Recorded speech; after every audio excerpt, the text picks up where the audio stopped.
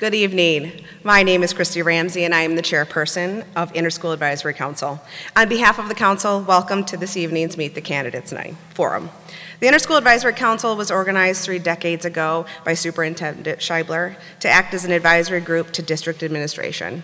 The council consists of a parent representative from each school and booster organization, and those representatives serve as a sounding board for the school-related issues and facilitate communication between the district and their parent groups.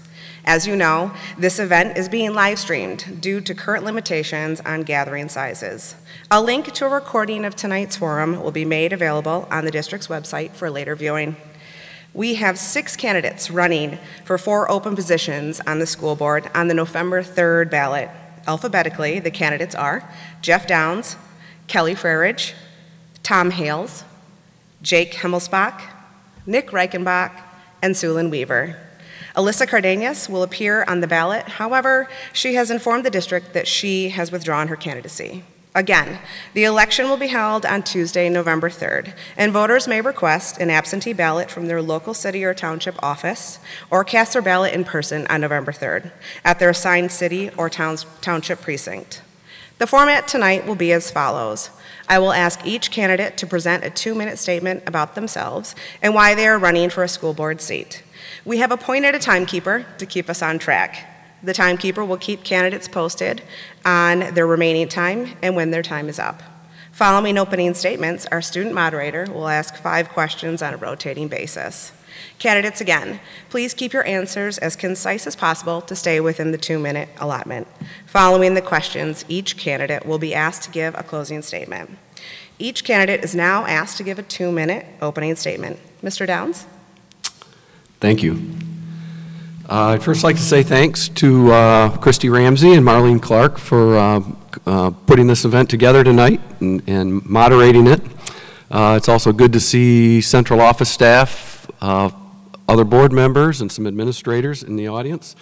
My name is Jeff Downs. I'm currently running for my 2nd term on the Rockford Board of Education. I have a background in education. I have 2 degrees in education, one from Central Michigan University and one from Grand Valley State University. I'm a former teacher for the Rockford School District. I taught my whole career here. And I come from a background of educators in my family. I feel that I've always been taught, and I firmly believe that public education is the cornerstone to our society. And I feel that this is one of my most valuable ways to give back to public education, help fight for equity in funding, and help make decisions that will help an already great school district get even better. I initially ran for the Board of Education for 2 primary reasons. One was to learn the process, things that I wasn't aware of as a teacher, didn't have time for. The other was just to give back to the community, give back to the Rockford community, and give back to the Rockford Public Schools. I feel I've learned a lot in that time. I've learned a lot from my colleagues. It's a privilege to serve on this board, and I would like to continue to do so. Thank you. Ms. FRERIDGE? Thank you. Thank you for having me. My name is Kelly FRERIDGE, and I'm incredibly excited to be here. Thank you for having me. I work in the summer camp industry, so I work for the American Camp Association. We serve the more than 15,000 summer camps in the U.S. who annually serve about 26 million campers. This year, in March, we realized pretty quickly that summer was in danger.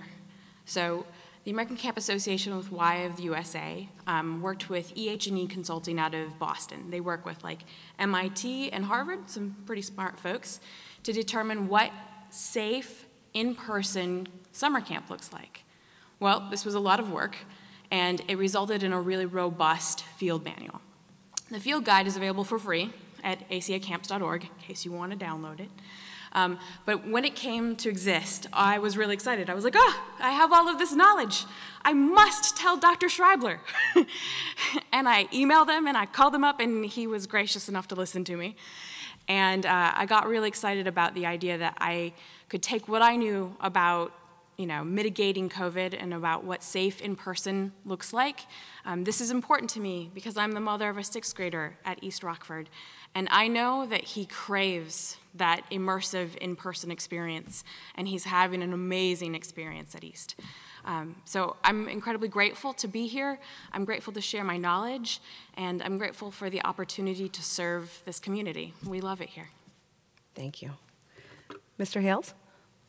So my name is Tom Hales. I am a Rockford graduate myself. I live in the area with my wife and my 5 beautiful children. Between myself and my children, my involvement with Rockford stretches for about 18 years. My youngest is 10 months old, so I figure I've got another 18 to go. After graduating from Rockford, I went on to pursue an undergraduate degree in music education from Grand Valley State University, and then I got my master's degree in special education from Arizona State University. I started my career working as a non-certified teacher in Grand Rapids Public School District. I have now gone on, I am now a board-certified behavior analyst. I own and operate the Applied Behavioral Science Institution out of Grand Rapids. It is my own company that I built from the ground up. We provide behavioral therapy for children with autism. We are, frankly, in crisis. Dr. Scheibler and the board and all of the teachers that work in Rockford deserve commendation for the extraordinary efforts that they have shown getting us thus far, but we're certainly not out of it yet. Those that tend to suffer most in situations like these are the people that I work with, those in special education. I know how to run programming for the special ed population during a pandemic because I have done it. That is my business. And I'm just looking to share that knowledge, what I have learned with my community. Rockford has been very good to me and my family, and I look forward to a time where I can give something back. So that is why I'm running. Thank you. Mr. HIMMELSPACH? Sure, thank you. And I just want to say thank you quickly to a lot of the people in this room, the administrators, the board members, even those, Mr. Downs, Mr. Reichenbach, who have spent time with me and just helping me understand some of the nuances that the school faces. A little bit about myself. I'm a Rockford graduate as well, and I have 3 kids in the system, both 9th grade, 4th grade, and DK. And it's been a curveball that we've had to deal with here. But it's been good. I think the teachers have been doing an incredible job. I'm also have an MBA and am a principal at a consulting firm where we help organizations find growth while navigating change. And to me, the reasons why I wanted to run, it kind of was a moment where all things kind of came to a head where there's the one piece where I have a good love for the community, a good experience with the community. My kids are in it, and they're going to be in it for a long time. But also there's a bit of a near-term and a long-term aspect to this. I think near-term, when we see what's going on and how hard admin and teachers are working and support staff and parents and just the anxiety that students are facing, whether they're going to class virtually or face-to-face, I see people working hard and feel like I can help, and that's where I want to just jump in and roll up my sleeves and get my hands dirty and see if I can help the team move forward. But long term, it comes down to, I think, our motto, which is together building a tradition of excellence. And really that, Dr. Scheibler pointed that out to me during one of our discussions, and that really stood out to me because it speaks to a togetherness, which to me is about community and a sense of belonging and welcomeness. But building excellence is something that's active and that we need to continue to pursue. And excellence when I was in school and when my kids were in school is different than what it will be in the future. So helping to shape that and helping to have a hand in that is near and dear to my heart for the community that I care about. Thank you. Mr. Reichenbach? Thank you, Alan, CHRISTIE, for moderating. For those in the room and viewing, since you elected me once, I thought I'd focus on what's happened the last 4.5 years. I appreciate the honor very much for serving the students, their families, and the broader community. It's been a surprisingly short 4.5 years. During that time, I've implemented a student-first focus in my decision-making. I also, in conversation, no matter what the topic, use a family-first approach, we are a family approach. It's what I loved about the district before I became a board member. I so appreciated the honest conversation, whether it was a teacher in a room, a counselor in the office with an uncomfortable situation, etc. But look, most of the time here in Rockford, the issues we deal with on a Rockford board pale in comparison to other districts. We are so fortunate here. Most of us moved here for that reason. We still stay here for the quality of life and the pace of life. Obviously, the last 7 months, that's changed, and tough decisions have to be made. My dad told me once that heat makes metal stronger. I'd like to think that I'm better for it. Hopefully the community is too. Since joining the board, I've taken a role seriously and was encouraged by my peers, some who were in the room, and the administration to take some training. I've taken about 50+ classes and many more seminars to add value to my role on the board and to the community. But I will say one of the things that's our best strength is a strategic plan. And because of that plan, those things that we as a board need to pay attention to are presented to us each and every board meeting. It's that plan that allows our district to focus on singular goals from our administration and our board that our community and all stakeholders have given input. So I ask for your vote in November, and I thank you for your time. Thank you. Ms. Weaver? Hi, I'm SULYN Weaver. I am a parent in the district. I have 2 high school students. CHRISTIE is a senior and Matthew is a freshman. We've been a Rockford family since kindergarten at Belmont, so it's been a long journey. As part of that, I'm also an educator. I am in my 21st year as a teacher in Kentwood Public Schools. And so all of the plans that were made this summer related to preparing to come back to school during a pandemic, I really thought about what those plans look like both for families and for staff, because I see my role in both of those. I also, when I think about the many things that I read in the strategic plan that Mr. Reichenbach referred to, I saw a lot of things that I had questions about as an educator. A lot of those terms, you know, are words I read regularly, and so I'm excited to learn more about those things. And then finally, as you can see by looking across the stage, I do not look like anybody else on the stage here. And so representation is really important to me. It is something that I have lived my whole life. I'm often in situations like this. It's a situation where I think about my responsibility as a person of color, also as a woman, to represent the people who are maybe not as heard from as often. And so I think that being someone who may not look like everybody else on the board will bring a fresh perspective. Thank you. We will now begin our questions, so I will turn the podium over to Ella McKenna, a senior at Rockford High School.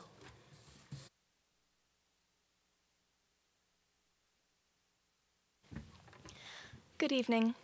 My name is Ella McKenna, and as Ms. Ramsey mentioned, I'm a senior at Rockford High School. Thank you for the opportunity to be a part of this evening's event. I will now ask 5 questions on a rotating basis. Candidates, thank you for keeping your responses to no more than 2 minutes each. Mr. Downs, what do you see as the biggest challenge schools face today, and how, as a school board trustee, would you work to meet and overcome that challenge?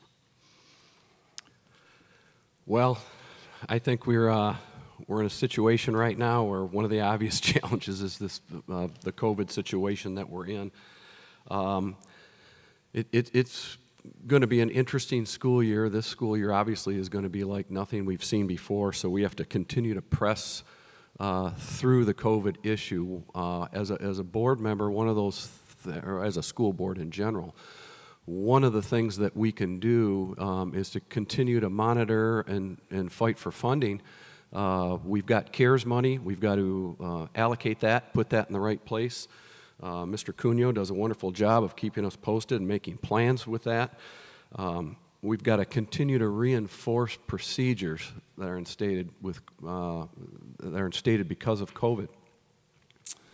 We've had a little mix-up recently with our governor's executive orders and emergency declarations being shot down by the Supreme Court. But today, the director of the Michigan Health Department placed an executive order in place that says we're going to stay as is with our mitigating procedures. So that will help us as a board. That's one of our real challenges.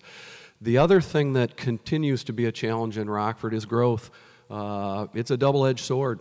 You know, more kids means more per pupil funding, but that doesn't cover a lot of things. Fortunately, we live in a wonderful community that supported us through bond issues, so we can get brick and mortar supplies and things like that, but we have got to continue to press forward and use those bond monies in a responsible manner. Thanks. Thank you. Ms. FRERIDGE, what do you see as the biggest challenge schools face today, and how, as a school board trustee, would you work to meet or overcome that challenge? Yeah, I agree with Mr. Downs that COVID is the most serious challenge in front of us. In fact, my industry is forecasting the total impact of COVID at 36 months. Well, that means we've got 29 more months of this. It's going to be a long road. This isn't going to wrap up this calendar year or this school year. And so how we build a culture of compliance inside of the school district to mitigate the spread, to keep our teachers safe, to keep our kids safe, this is incredibly important. I think that as a community, we can make a decision. We can make a decision to lean into a culture of compliance. We can say, masks are important. They keep us safe. You know, our kids need to be our #1 priority here. And I work in marketing. I work in marketing every day. And I think a lot about what motivates people, the psychology of what motivates people. Why would someone choose to click, to open an email, to purchase something? Why would someone decide to engage with a brand or to align their self-identity with a brand? And I think that we've been given this amazing opportunity to ask about what motivates us as parents to provide our children with a safe place to learn. Because that's what school's about. It's about learning, right? And so if we can first provide a safe place that prioritizes mitigating the spread of COVID, then we're going to set our kids up for success. And at the end of the day, that's what I believe every parent wants. They want to give their children an opportunity to find success, both now and in college and in their early careers. And that's what we can do together. All right, thank you. Mr. Hales, what do you see as the biggest challenge schools face today, and how, as a school board trustee, would you work to meet or overcome that challenge? Well, I think most of us are probably going to be in agreement that the COVID crisis is certainly the biggest crisis that is facing our community right now. I see the lens that I kind of see this with comes from my communication with parents around the greater Grand Rapids area who have children with special needs. One of my kids that I work with, their parent called the school. This was not Rockford. Called the school a week before school was to start to ask, what's the plan for what is education going to look like for my kid? And the response that they were given was effectively, we don't know. And that is a similar response that we've gotten even from Gretchen Whitmer in her press releases, because it's challenging. It is challenging to work with the special needs population in easy times. This is a time where we are seeing many people getting left behind because we don't know how to properly educate in light of the crisis that we're in. I think that I can, with my background, provide a lot of guidance and help us going forward, get some creativity to make a model that works for everybody. Great, thank you. Mr. HIMMELSPACH, what do you see as the biggest challenge schools face today, and how, as a school board trustee, would you work to meet and overcome that challenge? Thank you. I would also echo the sentiments that we've heard so far in terms of COVID being a very big issue that we need to face, and the ripple effect that that's having on things like funding is a big deal. For me, I think some of some of my personal passion points, and I think they align with what we're seeing in schools today, are a need for mental health advocacy, sustainable funding, absolutely, and equity and inclusion. So populations like the special needs population, people of color, LGBTQ community members, we need to create spaces for these people to feel welcome and to be educated and have resources, access to resources that everyone else does. I think mental health is something that we see on the rise before COVID in terms of anxiety and depression hitting a high point with teens and young people. With COVID, that's only, I can only imagine that's going up. And so I think that that is a big piece that we need to focus on. I love what we're doing so far in terms of bringing on people like David Jangda to push into our mental health services and support programs. And hopefully we can continue to create awareness and communications about what is available through the Rockford Public Schools. And lastly, sustainable funding is a big issue that intersects all of these things. So COVID or not, Rockford is a minimally funded district. And that creates a lot of barriers for us and a lot of hurdles. Now, as we mentioned before, we're fortunate to be in a community that does support our school system in big ways. And that shows through just even the stage that we're on today, being able to live stream, all of these things pull through. But where we're not allowed to see that through funding regulation is through the operational budget. And I think that's going to have a big impact not only on the programs that we can provide and the services we can provide, but also when it comes to attraction and retention of teachers and staff. So I think those three things are always going to be key. I think COVID only highlights those issues, and I look forward to seeing how we can dig into them. Great. Thank you. Mr. REICHENBACH, what do you see as the biggest challenge schools face today, and how, as a school board trustee, would you work to meet or overcome that challenge? Sure. I think all of us found this question probably was the easy one that we figured would be asked. So I don't cover what everybody else has. There's really two aspects to this situation we find ourselves in today.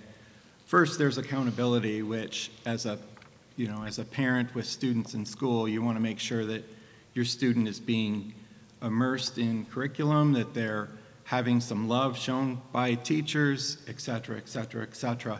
That becomes very difficult if you've chosen a virtual option, or let's say we are forced to go remote again in the future. So accountability has been important, and to that end, it's one of the concerns we had. And I'm happy to say that we invested in moving what equates to a principal of our second largest building now, which is our 1,000+ students in virtual. So accountability is number one, but I'll get to the heart of it. I don't want to get all fluffy. I know people have been asking me all weekend and today. So let me just say this. I've been to Lansing, ready to oppose a lot of the control being, usurped in Lansing, might be one word of it. Local control is very important. So no matter what side you find yourself on, when you're sitting in a school board seat, there's a percentage of the community, let's be honest here in Rockford, it's a minority of the community, considers themselves fear. They might not want their student in school. The point is, you have to use grace. You have to consider each and every family. You have to consider having options for them. In the absence of certainty, you have to be clear as a board and as a district. So you can tell them what the options are, provide good options for them. That's what we can do as a board, is be certain and then make sure that we're accountable for what your student is learning. Thank you. Thank you. Ms. Weaver, what do you see as the biggest challenge schools face today, and how, as a school board trustee, would you work to meet or overcome that challenge? So I'm going to break the rules a little bit and actually name two things. Everyone's already spoken about COVID and the impact on how everything's happening this year, safety, The impact on mental health. As an educator, I am seeing on a daily basis the impact it's having on teachers. Teachers are such hardworking people, very conscientious, with really high expectations for themselves, and in that they want to do as much as they can for their students, but this year that looks very different, and so this is just as difficult, maybe more so on teachers than it is on families. So mental health is big. Also, the adjustment for unfinished learning. We lost a lot in the spring. None of us were prepared. And so how we move forward this year and how we fill in those gaps in education while we do testing and all of the things we haven't heard yet from Lansing about how this year is going to look is also a big part of what we're seeing with COVID. The other thing I think about as a big challenge is social justice. There have been a lot of things that have happened this year while we've all been at home. And I think about professional development for staff and for administration and how that then makes its way to the classroom to create awareness.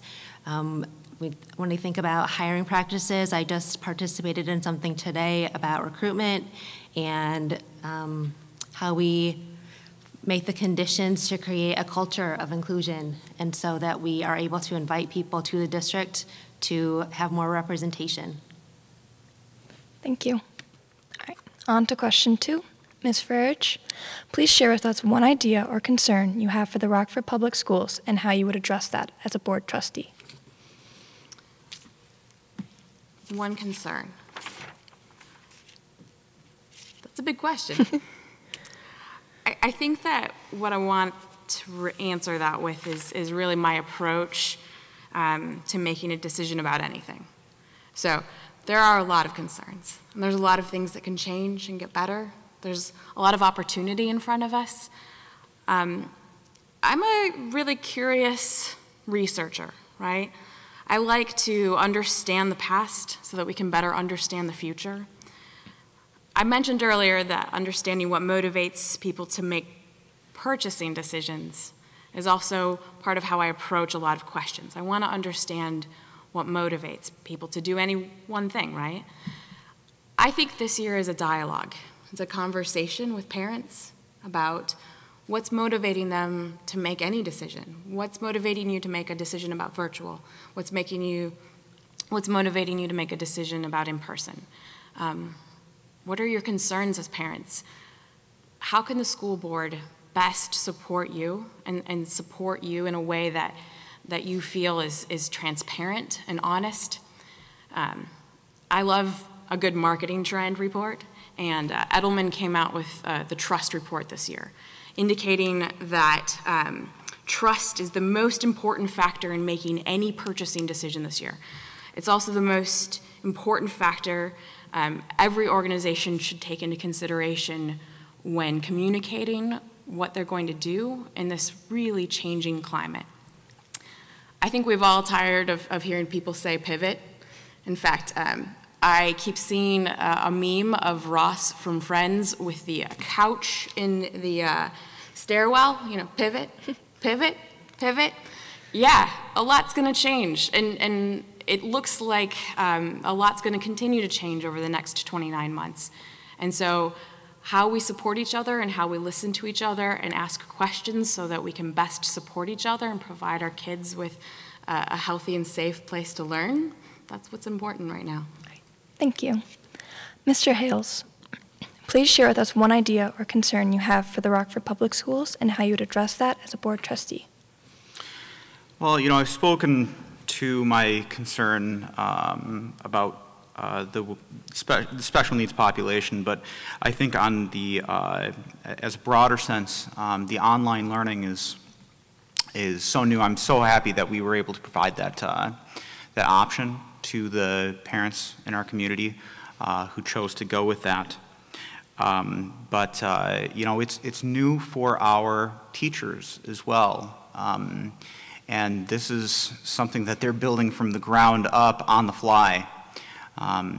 I think a lot of support needs to go towards helping those teachers, getting them the resources so that way, you know, early learners who are just learning to read. My son's 5 years old and he had the iPad, and I remember listening into one of his classes where his teacher was talking to him about trying to get students to turn the mic on and off on the iPad.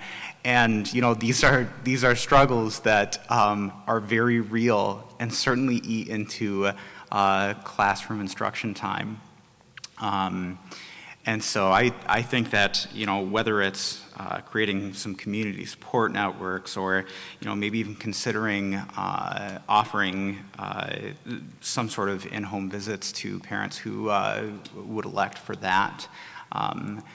I would like to see something to make it so we can make sure that, you know, none of these kids are getting left behind in light of the circumstances that we are having to deal with. Thank you. Mr. HIMMELSPACH, please share with us one idea or concern you have for the Rockford Public Schools and how you'd address that as a board trustee. It is a hard question. I think there's a lot of different opportunities and there's a lot of different concerns. I mean, we are a great district, but we're by no means perfect, and there are things that we can improve on. I think that the main thing that I am concerned about, I think, when I think about the long-term success of the district, is again kind of going back to that idea of sustainable funding and how we can start to shift what that looks like for our communities, so that way we can continue to provide incredible services, incredible opportunities for our students. The way that I think about addressing it is, you know, like Kelly, I'm a researcher and a strategist, and what's important there is getting multiple different perspectives and lenses and pieces of information. So when it comes to addressing this, I don't think you can address it without good teamwork and good insight from across the district, whether that's parents and students, and all the way to teachers, support staff, and administration. I think we need to have those dialogues, as Kelly mentioned, in terms of how do we want this thing to shape out? What do we see as the future of the district? Not just next year, but 5, 10 years down the road. And I think we've got a really good strategic plan in place to help us get there. We have to start to continue to define what that excellence looks like for the next generation, and start to put that roadmap in place. So the way that I would approach that is through deep collaboration with the team here, but I think we also have to look at our neighboring districts and those who have been finding new ways to innovate and to grow and to make sure that they're keeping their students first. So again, just learning from all those around us, whether they're in these 4 walls or outside of them. Thank you. Mr. REICHENBACH, please share with us one idea or concern you have for the Rockford Public Schools and how you would address that as a board trustee. Sure. So outside of the earthquake that COVID has caused, I will go back to something that probably wouldn't have been as much of a concern, and that's the class sizes at the elementary level. We had pulled the trigger, the community supported us in pulling the trigger on creating another elementary school to alleviate some of that space.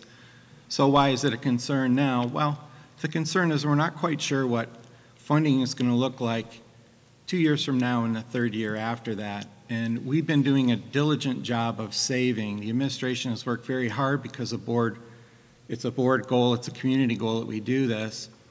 The unions, the staff, the teachers, all of the folks have been working very hard and working with us on trying to save money to hire 40 additional staff members for this building. So it's a concern now simply because you had a plan in place. There is some great uncertainty year after next and the year after that. And so what do you do? The last thing that, you know, as a board member you want to do is put a plan in motion and then have everything stop. It's a concern I have, but it's one that we will be looking at. I certainly will be looking at and asking questions. And we've been pretty good at moving and answering some of these questions, but really it's going to be some uncertainty here in a couple of years. So that's my concern as a board member, asking and making sure that if we do pull a ripcord and jump out of the plane and actually build a building, can we afford those 40 new teachers and staff to go in that building in perpetuity? Because that money only comes from Lansing. So that's been my concern, and we'll just have to keep our eye on it, keep our thumb on the administration and the staff to make sure that we know what to do, when to do it, and not have a building sitting there that we really can't afford. Thank you. Ms. Weaver, please share with us one idea or concern you have for the Rockford Public Schools and how you would address that as a board trustee. So I wrote down a whole bunch of notes and then changed my mind. So the word I'm going to use is belonging. So I talk about students being seen when they're at school. As a teacher myself, I've asked students if they have somebody at the school that they trust enough to talk to about things that may be happening in school or at home. I was very sad to see most of the kids did not raise their hands. My own 2 children would say the same. Bullying is a huge part of what happens at school. As part of that, racism and things that happen related to that are also a very big concern.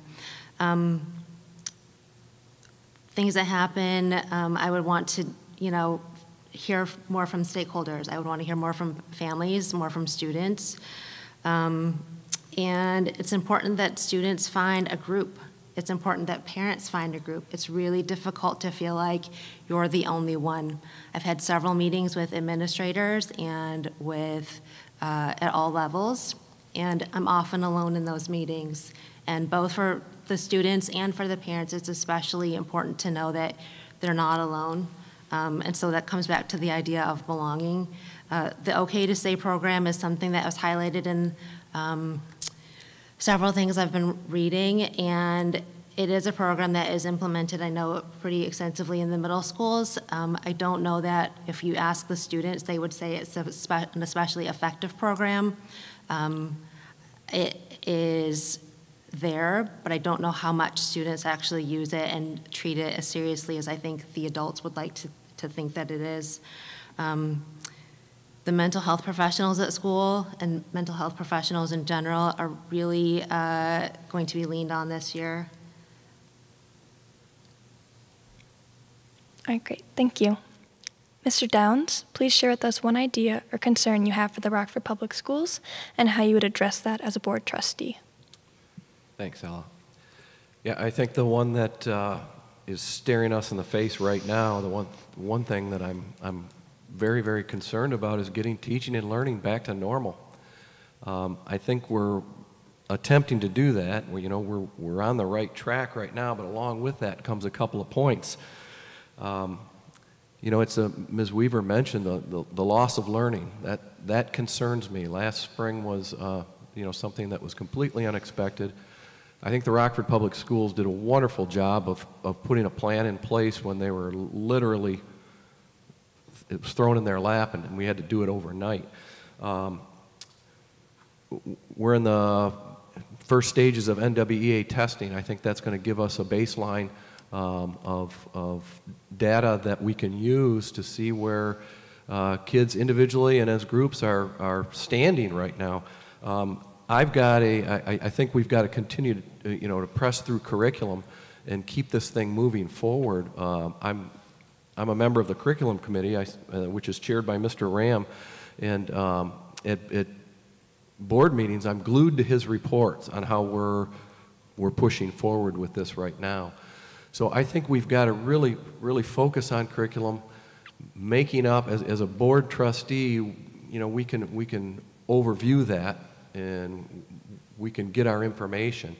But I think that getting teaching and learning back to normal, back to where it is, I don't know. Kelly also alluded to the fact that this is going to be a while, but this is a big concern of mine, and I think as board members we need to push through and make sure the curriculum is there and that we're following up on testing results. Thank you. And we're on to question 3. Mr. Hales, as an elected official, trustees serve and trust on behalf of the community. If elected, how do you intend to ensure representation of your constituents? I am glued to my phone. One of the side effects that comes with running a business, I am available to constantly answer any inquiries. I've already had a few community members reach out to me through this campaign process, and I am always happy to yield telephone calls, text messages, emails. I would like to be getting into the schools to see how things are running, so that I can see not just from, you know, the top down, but see what things look like as they're being implemented. So, yeah, I mean, if anybody in the community has any concerns that they're looking to reach out, feel free to look up my contact information. It's on my campaign Facebook site, but email address halest@appliedbehavioralscience.org. I'm happy to listen to everyone in the community. Thank you. Mr. HIMMELSPACH, as an elected official, trustees serve and trust on behalf of the community. If elected, how do you intend to ensure representation of your constituents? Absolutely. I think that there's a few things there. One is simply perspective. I think as a person who's gone through the Rockford public school system, there's a bit of a perspective that I bring along there, especially as a minority community member as well. There's a different angle there. But really, when it comes to connecting with the population, it's really about, as Mr. Hales said, the door is always open. So whether that's email, video call, sitting down for coffee, having a phone conversation, whatever that looks like. I mean, as I spoke to before, I don't think that we can solve the challenges that we're facing or capture the opportunities that lie ahead of us if we aren't talking to each other, and if we're not working as a team and as a unit and as a community, because whether it's the near-term impacts of COVID or the long-term success of our district, those are really community issues. So whether it's the phone call, text, again, the door is always open, and I look forward to chatting with anyone who's willing to share their perspective, because you know, I'm a newbie at school board stuff, and I've got a lot to learn, and while I may have a different perspective than some that are here today, I don't have it all, and I look to learn from the people who are elected, hopefully if I get the chance to learn alongside them, but also learn from the community members as well. Thank you. Mr. REICHENBACH, as an elected official, trustees serve and trust on behalf of the community. If elected, how do you intend to ensure representation of your constituents? Well, you listen and you be available, and for me, that's taken, it's taken a path that is a little old school and traditional, but I find myself going to PTO meetings in buildings where I'm a liaison. I don't tell them what to do, I'm just there to listen, and most of the time I'm just there to serve. I'll work concessions and stuff like that, but if we're talking about really listening on important issues, during the bond proposal, I went to 50-some public presentations out of, I think there were 60.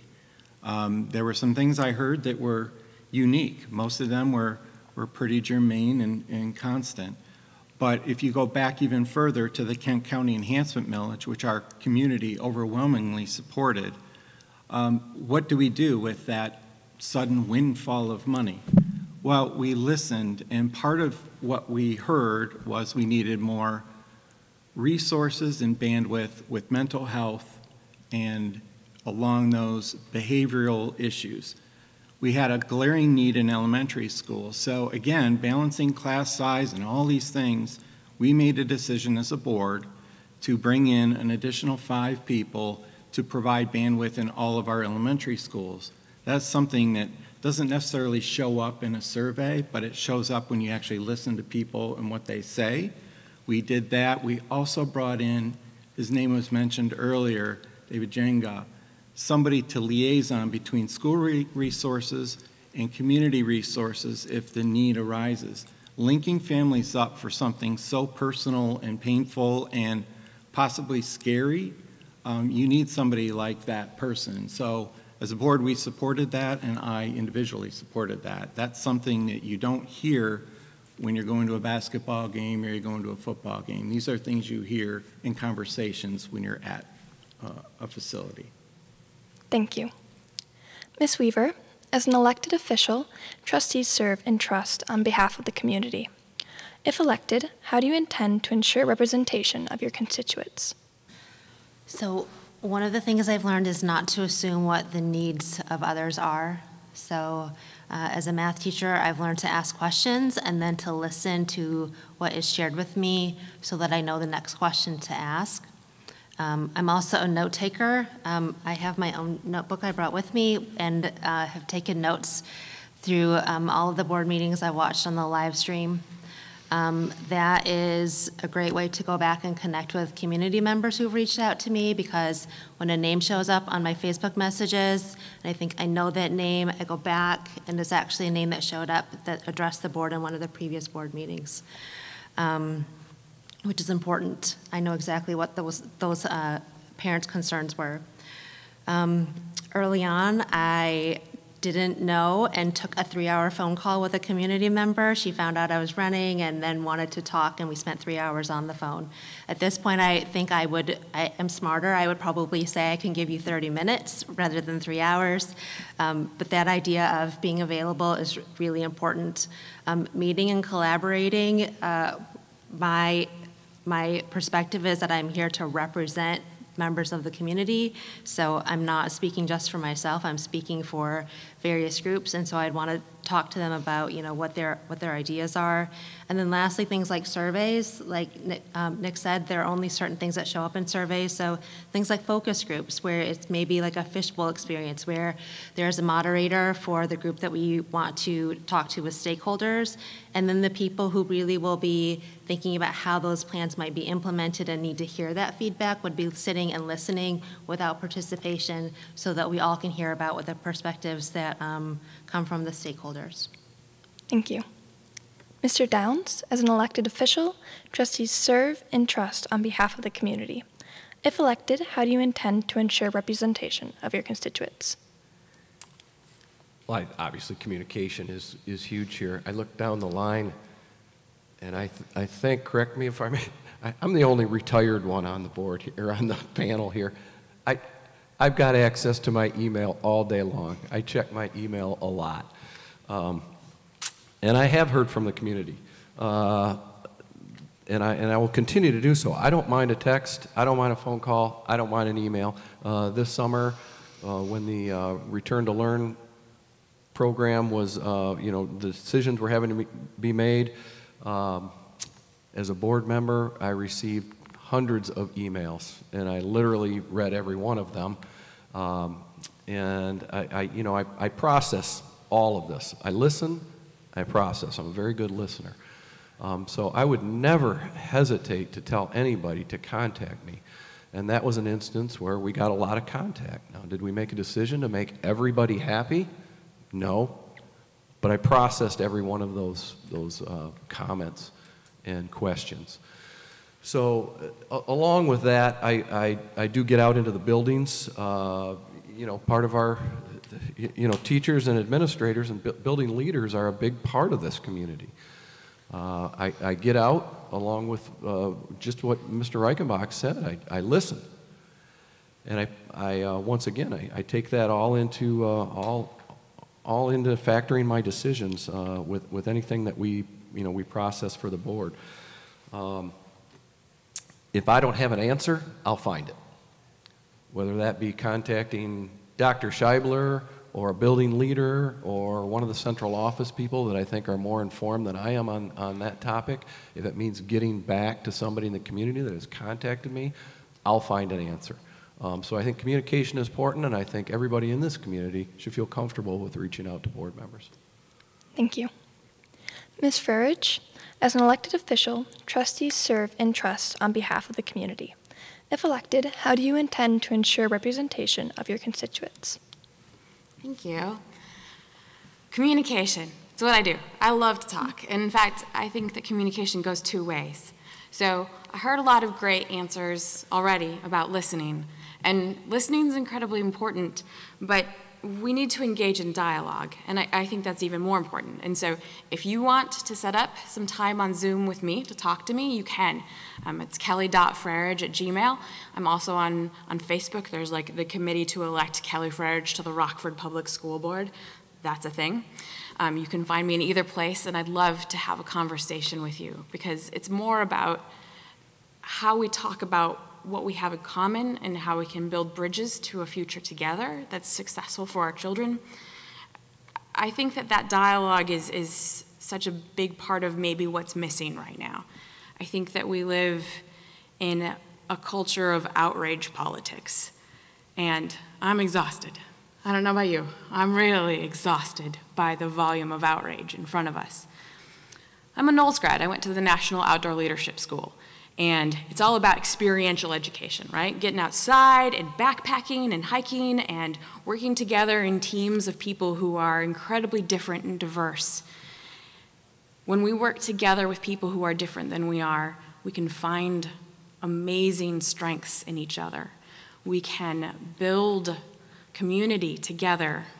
And it's the dialogue that we have together as a team that will help us build a future that, like Jake said, is more than just COVID that's in front of us. It's where we're going to be in 5 years, and 10 years, and 15 years as a community. And if you're ready to move past outrage politics with me, then let's have a conversation. Thank you. And on to question 4. Mr. HIMMELSPACH, sometimes the school board must make a decision that is unpopular or is met with criticism and scrutiny. How would you respond to those opposing the decision of the school board? Thank you. I'm sure Mr. Downs and Mr. Reichenbach have no experience with that right now, but yeah, I mean, sometimes you have to make decisions, whether it's, I can't speak to the board, but through my business, or through life, you have to make decisions that aren't always popular. And I think what's important there is to go back to what are the facts, what's the science, what do the statistics say? You have to look at the community as a whole. I think it's not just about me and my perspective, but it's about what does the whole community need, and sometimes that's going to mean of course putting aside any kind of personal beliefs or intentions and thinking about the community as a whole. And I think that when you stick to the facts and clearly communicate what your decision is, people may not agree with it, but the hope is that they're going to understand it. And I think, as Kelly and Mr. Downs said, having that dialogue, being a good listener, but it is that back and forth to help people know why you made the choice that you made, and let them know that even though it may not have gone their way this time, that their voice was heard, and that you took time to consider their perspective, and just felt that it was best for the district as a whole to go in a different direction. So I think it goes back to those things that we've been speaking about in terms of communication, keeping it both ways, keeping your door open so that people can get a hold of you, but then always, again, my perspective is my perspective. It's only limited to what I've done, and I've got to lean on reports and science and stats and the experts to better understand what that best decision is. Thank you. Mr. Reichenbach, sometimes the school board must make a decision that is unpopular or is met with criticism and scrutiny. How would you respond to those opposing the decision of the school board? Well, prior to this spring, the most emails I ever had on one particular subject was a grand total of 3. That went well over 300 this spring. And while I aspire to be perfect, I never aspire to be make 100% of the people unhappy. And frankly, that's what happened, this return to learn plan. But in the end, what I did is I communicated over 276 emails to everybody, including those who were really not very pleasant with me. I gave them the reasons for our decision. as a board, and then I gave them my personal reasons why we did what we did. Again, you have to understand, it's not about the majority and everything. When you're on a school board, this is a public institution where you have to abide and believe and listen to everybody that's in your community. Now, while our community is vastly leaning in one direction, in this case, we really did need grace. I used that term earlier. And so treating this as a family member, this small community, what we could do was be certain. And they needed some time, and we needed some time. And we figured that, or I figured that, at least for my vote, it made sense to let everybody know why I made the decision that I did in my personal vote. Everybody had their own reasons, but I let everybody know what that was. Was it comfortable? Absolutely not. Was my computer monitor smoking sometimes? Absolutely. It was not a pleasant experience, but it's one as a public official you have to do. And I'll just say that all of those people heard from me and they know why I voted the way I did, and that's that. Thank you. Ms. Weaver, sometimes the school board must make a decision that is unpopular or is met with criticism and scrutiny. How would you respond to those opposing the decision of the school board? So I'll also reference the Return to Learn plan and the meeting that I was told was one of the most attended board meetings, at least that this person could remember recently. As a parent, I'm going to talk first from that perspective. I was a bit frustrated by the level of transparency from the school board. There were a lot of things that I know many people had questions about. And so as a math teacher, one of the things that I talk about when I talk about Common Core is what's different now about math is that when I learned math, I only learned how. And when I teach math now, I have to teach why. And that's what's different about math and why so many parents are frustrated. We learned how, but we were never explained why. And I think that was one of the things that came up this summer that I really noticed in all of the parents that addressed the board. We were all being told how the plan would look. We were being told how the plan would be implemented, but we weren't told why. Some of the decisions had really changed so rapidly. And because of that, there was a lot of frustration, and I think that also can create some mistrust of the organization. And so as a school board member, that would really be what I would focus on, sharing the why and the how, listening and validating. I think this summer there were a lot of fears about what school would look like this year. And so listening and validating those very real fears about what school might look like, as well as the frustration of the parents who, needed to be able to send their kids to school. And so there is a lot of science and facts that we have to listen to, but everything that I've learned about school is that this is about relationships. And so it's really important to talk. Thank you. Mr. Downs, sometimes the school board must make a decision that is unpopular or is met with criticism and scrutiny. How would you respond to those opposing the decision of the school board? Yeah, I'll go back to what Mr. REICHENBACH said or alluded to. This district has a pretty darn good past for collaboration and decision-making, and things often go very smoothly, and sometimes you get a little complacent with that. So when this summer came along and we got bombarded by input, one of the things that was an extremely tough time for me. I'm not going to lie to you. I lost some sleep for the first time as a board member, having to deal with a decision that I knew was going to be unpopular for a large group of people. One of the things that I understood there is that for starters, this whole situation with COVID and our return to learn, this was nobody's fault. So one of the things that I can do is let constituents know, whether they're happy with my decision or not, that I listened, I processed information I gathered, I collaborated with all of those involved, and then I contributed to a decision. If I can get that message out, then I can feel good about myself as a decision maker, and I think people can respect that. Thank you. Ms. FRERIDGE, sometimes the school board must make a decision that is unpopular or is met with criticism and scrutiny. How would you respond to those opposing the decision of the school board? I think first and foremost, I'm always going to be data-driven in every decision I make. I'm going to do my homework, and so you should feel confident in voting for me that I've done my homework. And so I need to be ready to be held accountable for my vote, for my decisions, for the way that I collaborate with my peers. And collectively, we're all doing the best we can with what we've got. This is an unusual situation. I'm positive that I have unconscious bias. Being aware of that bias and being ready to acknowledge it and build dialogue with people who have different opinions than I do is an incredibly important way to consider how we serve our community. The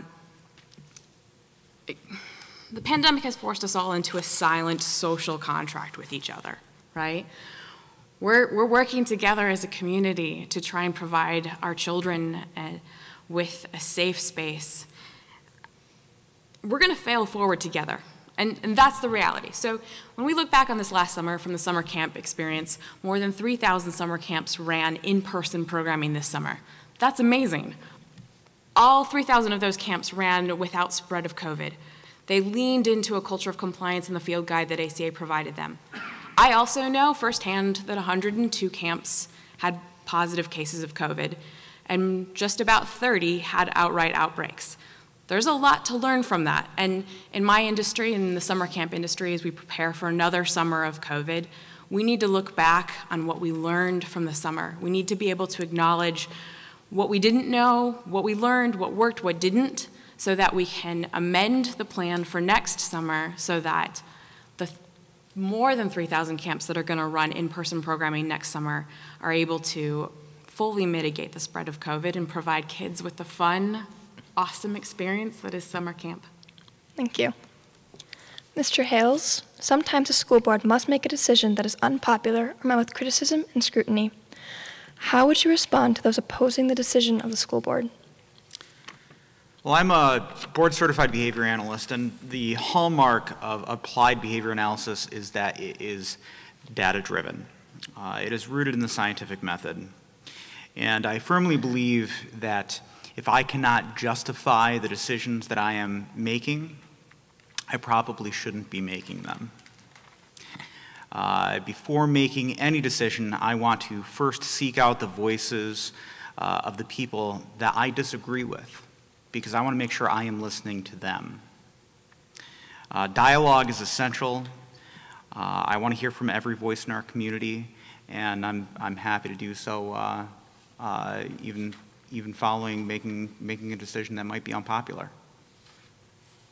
Thank you. We'll be moving on to our fifth and final question, Mr. REICHENBACH. The learning environment for students has changed over the years, and even more drastically in the past few months, with an increase in remote and virtual learning. What is your position on the overall use of technology for teaching and learning? Well, this actually fits with another question, and that's another one of our goals and one of mine personally. I work from home for the last 7 years. So this is normal for me. In collaboration and remote learning and trying to drive decisions and build consensus and just work with a team, frankly, is a skill set that we've talked about as a board. We've talked about in our summer retreats. It's a goal. It's something that's very important to us. Frankly, it will impact the design of the new elementary school. And when you say, well, that's not remote. Well, collaboration is, in many ways, handled remotely. There's people that flip a classroom where you're doing a lot of things at home that's reading, and then you're doing a lot of relational things together. Remotely and technology, there was some angst with a large portion of our community initially when we supported the one-to-one device initiative. And that was a surprise to me, but again, it was screen time issues with families that were very deeply concerned about that. In hindsight, I feel that very proud of the scenario that we put forth that we invested in as a community and as a board supported the rollout. Had we not been in that position right now, we would be in some real trouble, like many districts across the state, scrambling to try and buy units. Frankly, if you've tried to go buy a Chromebook recently, you're going to find yourself in a long waiting list. So I'm very proud of that fact that here in Rockford, we've invested in it, the community has supported it, the board has also supported it, and the administration has done a great job of rolling it out.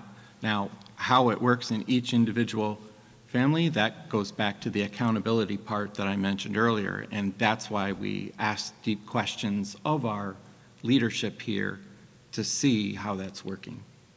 Thank you. Ms. Weaver, the learning environment for students has changed over the years, and even more drastically in the past few months with an increase in remote and virtual learning. What is your position on the overall use of technology for teaching and learning? So technology is a great tool and a great resource. It should be seen as a tool just like a textbook. It does not ever replace the relationship between the teacher and the student, and the teacher and the family. That really needs to come first.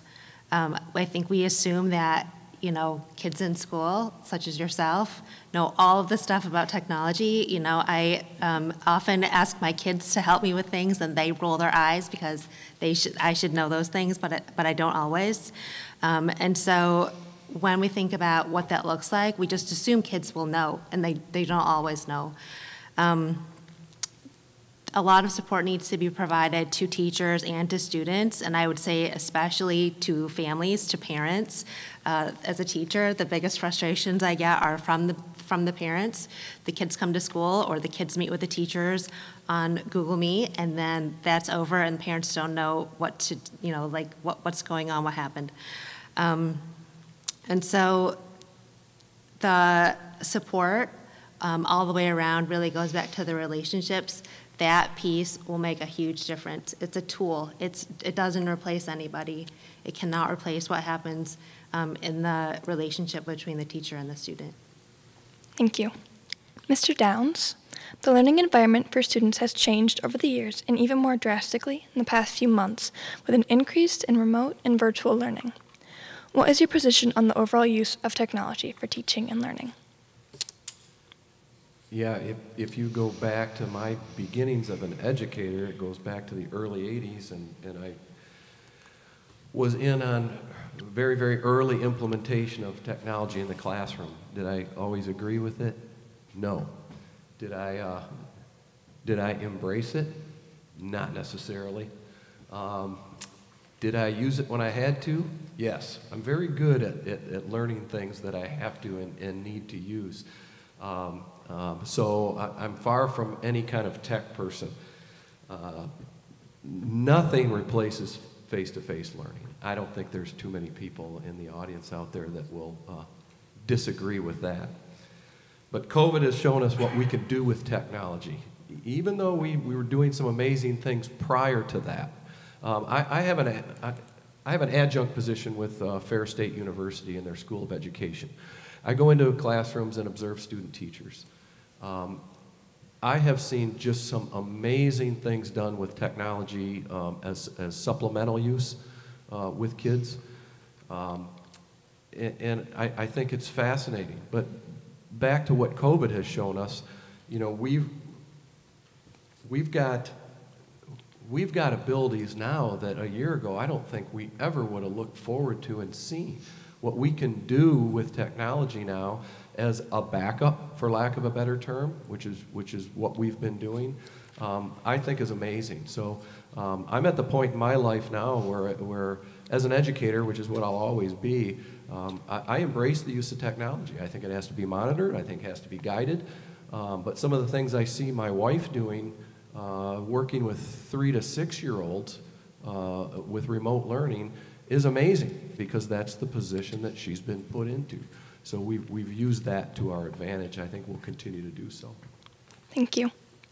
Ms. FRERIDGE, the learning environment for students has changed over the years, and even more drastically in the past few months with an increase in remote and virtual learning. What is your position on the overall use of technology for teaching and learning?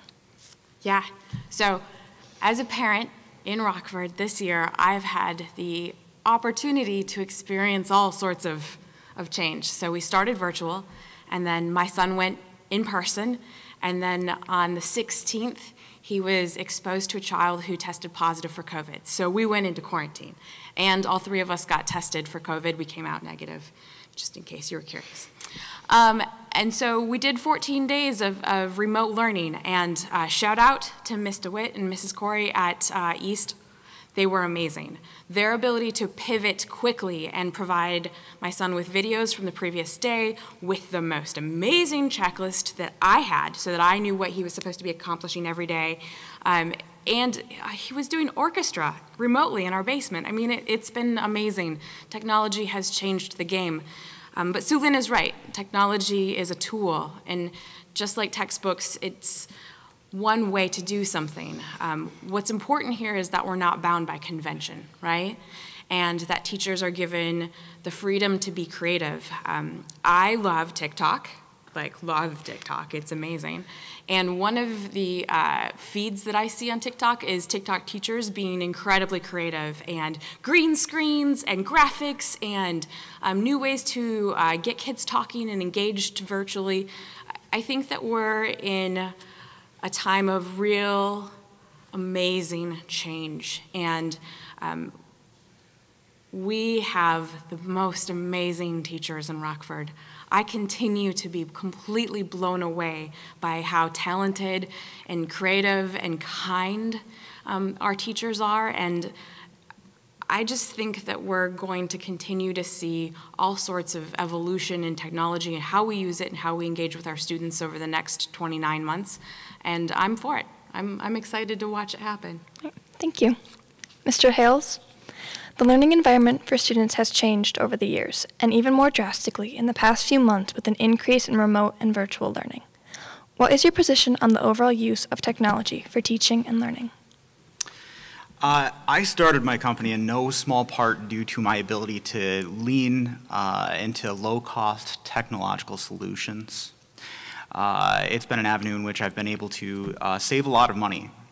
I love that all of our kids have individual devices. I would like to lean heavily into that and use them. We don't have to redesign the wheel. There are numerous educational apps and websites that help teach learners of all ages, Starfall, Endless Numbers, just to name a couple, that also will wildly collect data on users to indicate time spent working on the app, percentage of use correct. It's a lot of the same stuff that we actually see in a traditional educational setting. The thing is my mother, many of you may know, worked for the district.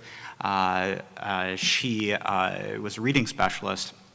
And she really taught me that the way people become better readers is by, wait for it, reading, practicing reading. And so read everything and anything and everything. And I think that our apps provide a very unique learning opportunity for many of our young kids who have something that will naturally motivate them. That's what we need to do more than anything else. We need to create we need to create highly motivated self-learners, especially given this new environment.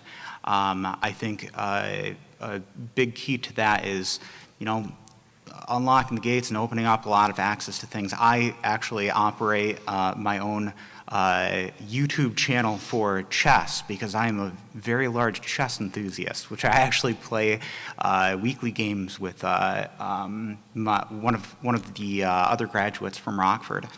And so there are so many educational programs that are available to our students if we just show them the way.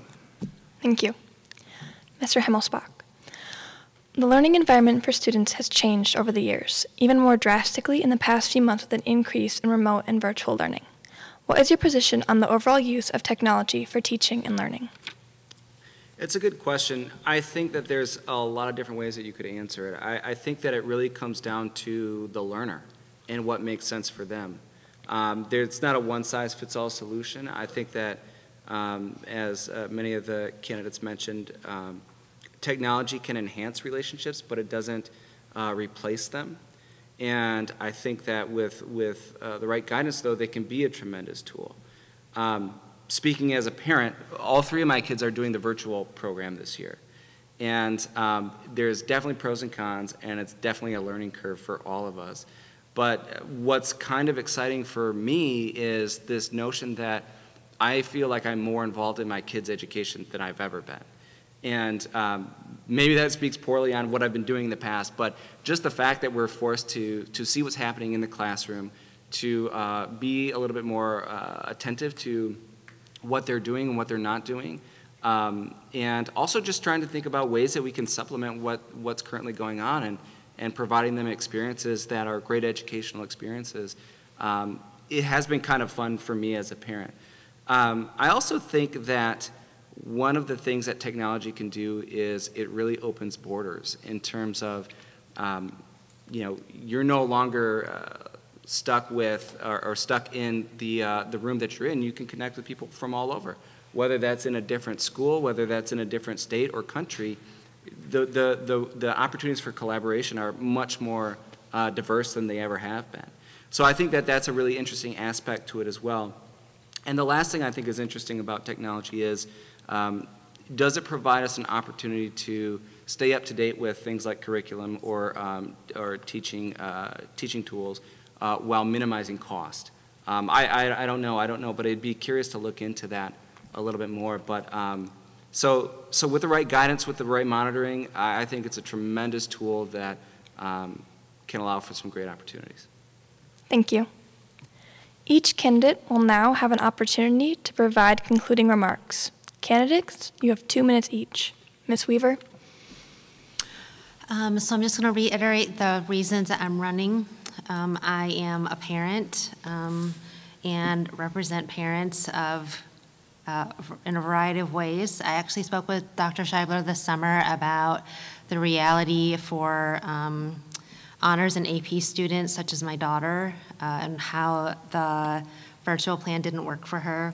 And so it was a situation that I've talked to with some other parents, and it is something that I think got overlooked maybe at the beginning. I've also found the administrators to be incredibly receptive when I've met with them. I've had a lot of questions and wanted to discuss several things that have happened at school, and they've always been very willing to meet. And I would like to see that continue. It's important as parents that we find that school is a place that we also can feel welcome. I'm an educator, and so I think about how all of the decisions that are being made impact the classroom and the teachers, and how it affects our students, such as my own 2 children. Education has a huge amount of language that is specific to education. So when I read through something like the school improvement plan, there are a lot of questions that come up. And so those are questions I would want to address as a school board member. The last thing is representation. I am a person of color, I'm a woman, I'm an educator, I'm a parent, and so all of those categories, you know, here, and I think about my 2 children and the other categories they might fit in, and wanting to speak for them and the other families. Thank you. Mr. Downs? Yes, after 4 years of being on the Rockford Board of Education, I feel at this point in time I'm just hitting my stride. I'm getting more comfortable with the role.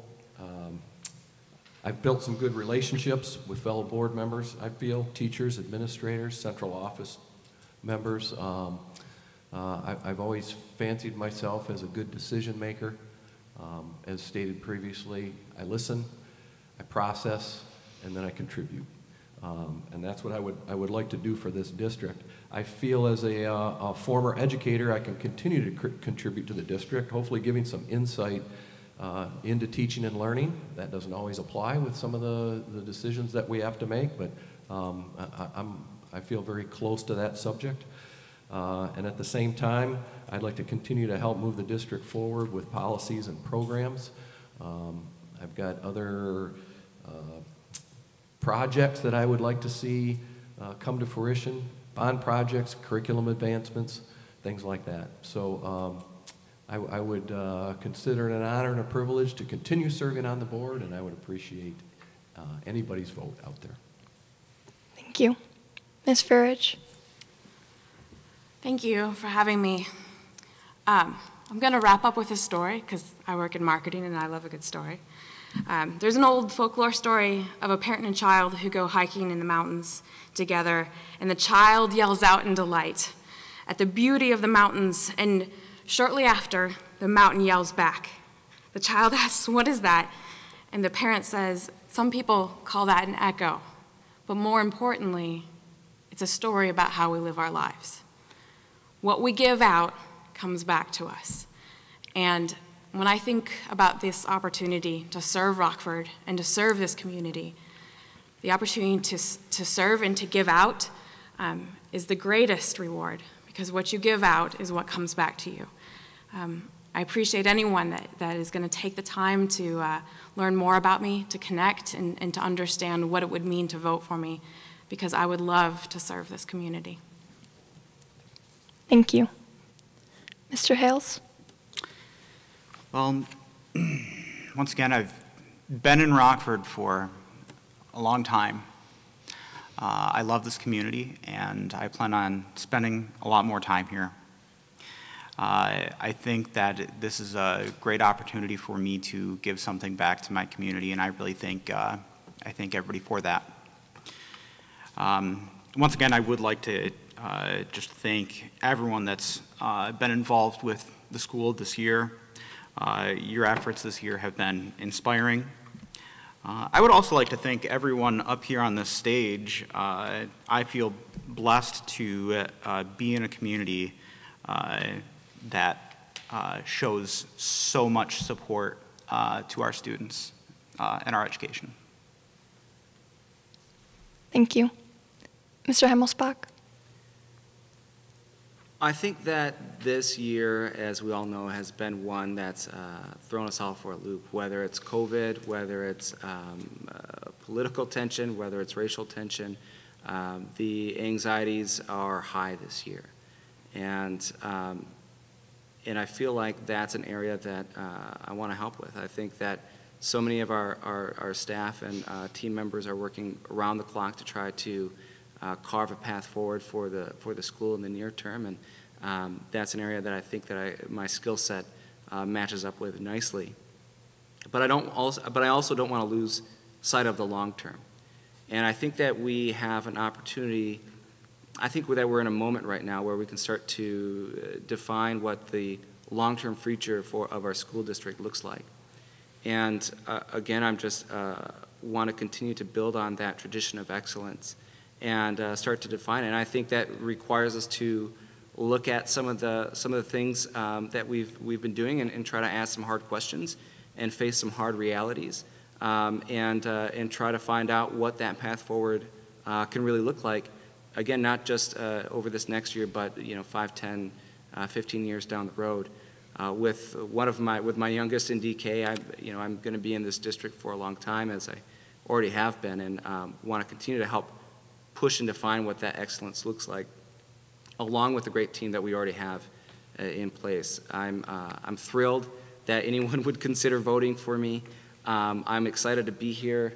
To be honest, whether I'm on the board or not, I think that we've got some great opportunities, but some really strong challenges, and whatever way I can contribute to moving Rockford forward is what I'm going to do. So again, I just really appreciate it. If anyone wants to reach out, again, I'd love to hear your perspectives and your insight and learn from you, and thank you so much for your consideration. Thank you. Mr. Reichenbach? So you should be extremely proud of your school district. For those watching, you should be very proud of the community you're in. The fact that we have more people running than seats that are open is a testament to your community. So if you haven't looked outside your district in a while, there are hundreds of board seats going unfilled this year with communities that don't have anybody that even wants to run. So this should make you proud, and then I would follow up by saying that I moved here on purpose. I'm going to do the biography at the end instead of the beginning. I traveled for 13 years. My wife and I found ourselves with 3 children in the town we grew up in. Wanted a slower pace of life. We immediately zeroed in on West Michigan, and Rockford stood out. We moved here in 2004. I became enamored with the district once I started investing in the community that I moved in, switched my role at work, and I've just been tickled to serve and be a servant leader here in Rockford. I thank you for that 4.5 years where I've been here.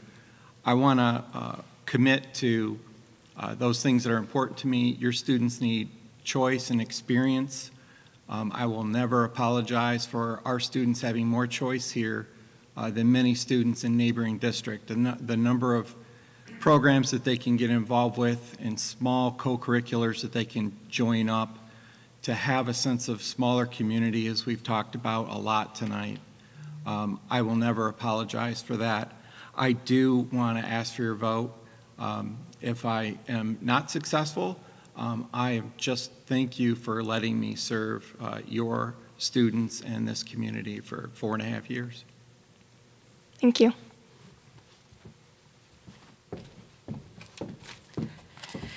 Candidates, thank you for participating and for your interest in serving as a board trustee. We appreciate your commitment to the students, community, and district. Audience members, thank you for watching. We appreciate your interest in the candidates and how this will impact the future of the Rockford Public Schools. The link to this evening's forum will be posted on the district's website, so please feel free to share with anyone who was unable to watch this evening. Please remember to vote on Tuesday, November 3rd. Thank you and good night.